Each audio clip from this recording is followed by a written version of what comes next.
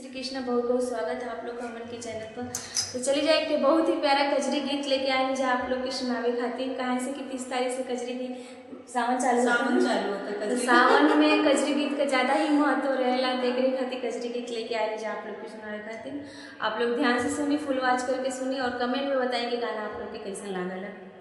दू जानी गावत हैं तो बहुत लोग जड़तो हमार का वीडियो नहीं से देखा। हाँ, तो आप लोग ऐसा मत करिए, देखी जा वीडियो और बताए जब हमारा गाना कैसा लागल है। हाँ, तो है देहिया माटी के समान बा, काहे के गुमान बाना।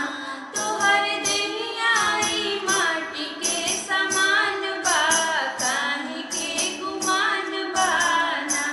जुड़बा केतनो पाई पाई साथ कहू न जाई। जुड़बा केतनो पाई पाई साथ कहू न जाई। तोहे जाए बदे बास के मकान बा, काहे के गुमान बाना।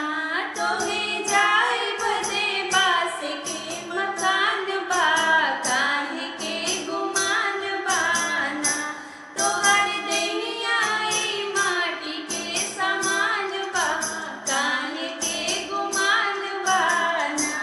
धर्म काहे बार बार करा सबसे तू प्यार। धर्म काहे बार बार करा सबसे तू प्यार। जीव दुनिया में एक ही समान बा, काहे के गुमान बाना।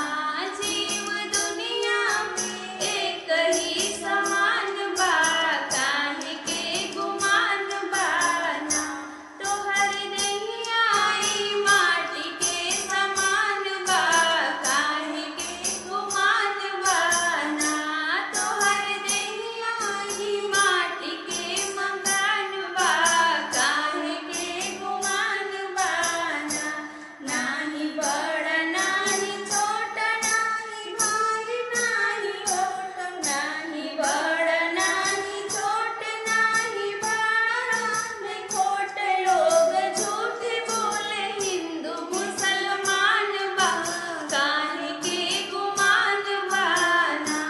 लोग झूठ बोले हिंदू मुसलमान बा, काहे के गुमान बाना।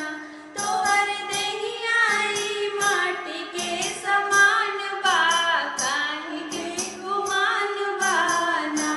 तोहर देहिया माटी के समान बा, काहे के गुमान बाना।